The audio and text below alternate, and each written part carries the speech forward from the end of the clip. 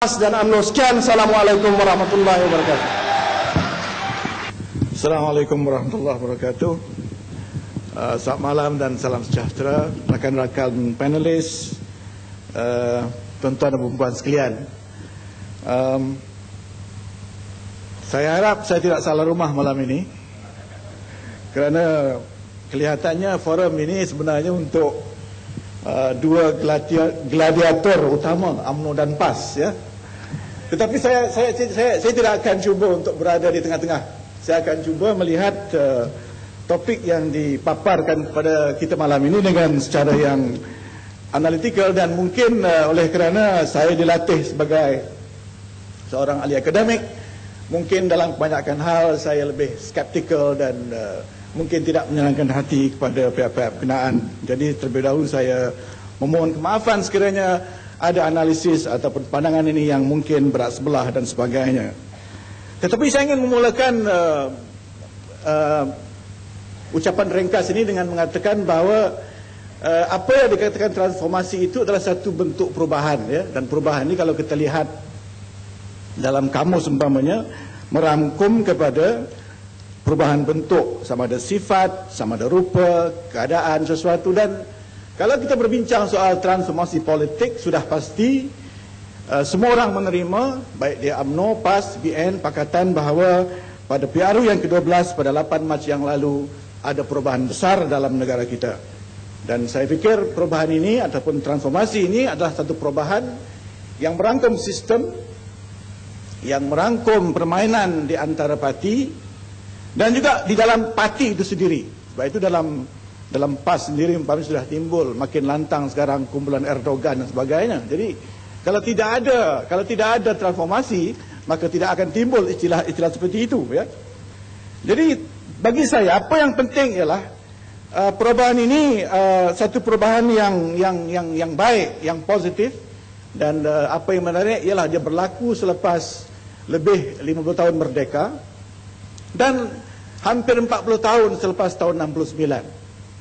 Saya memilih tahun 69 oleh kerana tahun 69 adalah merupakan suatu pilihan raya umum yang paling penting dalam sejarah negara kita, ya.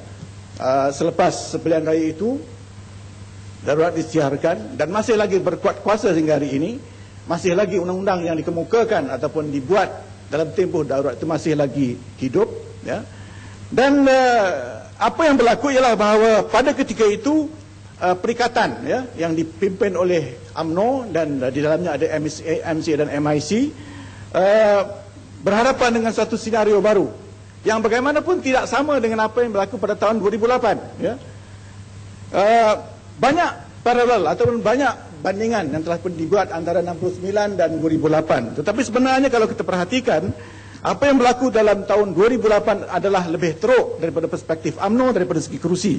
Umpamanya kalau pada tahun 69 parti-parti pembangkang utama waktu itu PAS, DAP, PPP dan Gerakan tidak ada langsung kesepakatan, ya. Tetapi berupaya untuk memenangi 26% daripada kerusi di parlimen yang waktu itu berjumlah 144 kesemuanya. Kemudian pada tahun 2008 pembangkang lebih teratur, ada semacam kesepakatan walaupun belum dibentuk lagi, dan dapat menguasai 37% daripada kursi di parlimen yang kesemuanya berjumlah 222. Dan yang menarik selepas itu ada ura-ura untuk mendapatkan ataupun membawa undi tak percaya yang malangnya tak dapat dikemukakan, yang saya fikir sebab-sebab itu telah pun dimaklumi oleh semua, ya.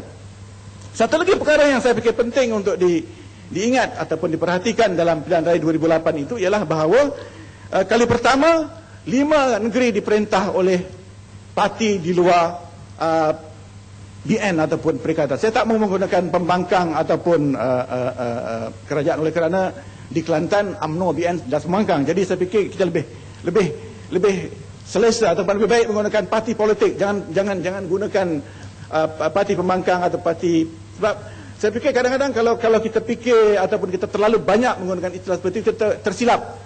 Di Selangor umpamanya dia masih ingat lagi dia parti kerajaan lagi. Jadi satu perkara yang begitu juga soal undi protes. Saya tak setuju undi protes oleh kata dalam pilihan raya tak ada undi protes sebenarnya, ya. Kalau di Kelantan ini pun kalau orang tak suka dia protes juga. Jadi seolah-olahnya undi protes ini ataupun fenomena undi protes ini timbul seolah bagi setengah orang, ada satu orang ataupun satu kumpulan atau satu parti tertentu yang mempunyai seolah-olahnya divine right to rule, ya. Jadi bila dia kalah dia kata protes, seolah-olah kalau dia menang itu semuanya penerimaan. Jadi pada saya tak begitu tepat, ya. Tetapi berbalik kepada apa yang berlaku pada 2008 tadi, ya. Saya tak tahu ni sorak saya ke sorak saya tak tahu.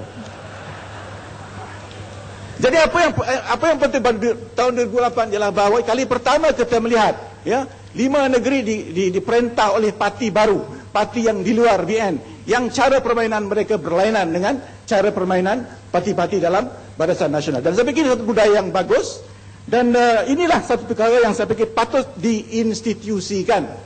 Saya tidak mempunyai sentimen apa-apa kepada pakatan dan sebagainya, tapi saya ingin melihat bahawa di negara ini kita mempunyai satu sistem di mana ada 2 parti yang mantap. Kerana saya perhatikan di negara-negara yang lebih maju seperti di Amerika Syarikat, di Eropah, di UK dan sebagainya, perubahan lebih mudah untuk dilaksanakan. Dan saya bercakap, kalau berkonteks perlembagaan lebih mudah untuk kita membawa perubahan, membawa misi kalau sekiranya ada 2 parti yang mantap, dan ini lebih mudah daripada dalam keadaan seperti yang sebelum ini. Tetapi bagaimanapun tuan-tuan dan puan sekalian, kita melihat bahawa perubahan ini tidak disenangi ataupun tidak akan dibiarkan untuk berjalan dengan aman oleh pihak yang berkenaan.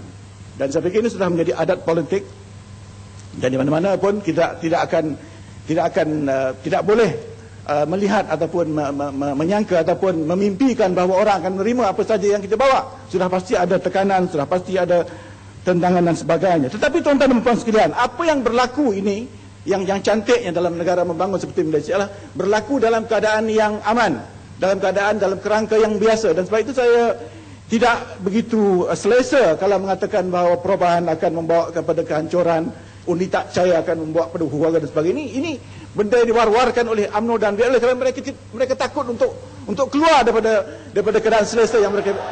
Saya tidak anti BN, saya tidak anti UMNO, tapi saya ingin melihat bahawa biarlah kita bermain dalam kerangka biasa, ya. Jangan gunakan polis untuk menyekat, umpamanya jangan gunakan speaker untuk sekat undi tak percaya.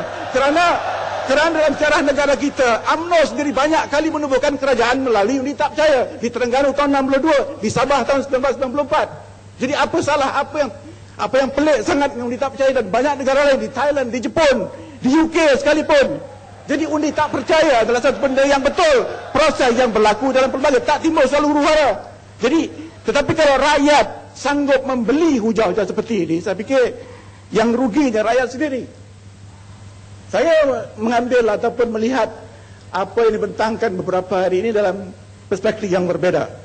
Saya tidak melihat apa yang dibentangkan dalam bentuk Suruhanjaya Pelantikan Hakim dan Suruhanjaya membasmi rasuah sebagai sesuatu yang fundamental, yang mendasar. Oleh kerana sebenarnya kalau kita perhatikan dalam Suruhanjaya Pelantikan Hakim tidak ada perubahan yang dilakukan.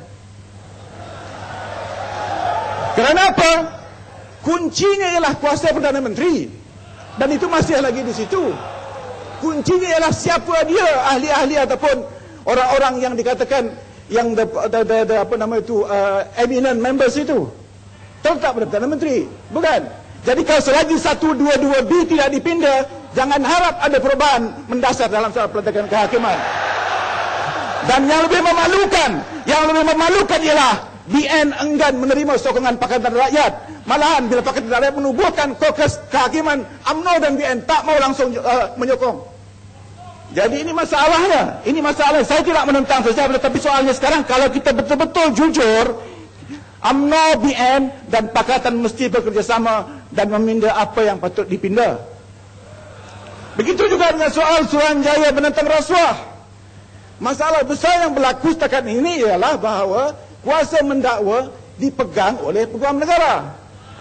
Memang betul sekarang ini kuasa dipindahkan pada pendakwa rakyat. Tetapi secara pentadbiran, di segi undang-undang, Peguam Negara masih lagi mempunyai kuasa mutlak, kuasa pemutus untuk mendakwa atau tidak. Jadi ini masalahnya. Jangan bersorak, jangan menempit. Tengok undang-undang tu, ya. Kaji undang-undang tu.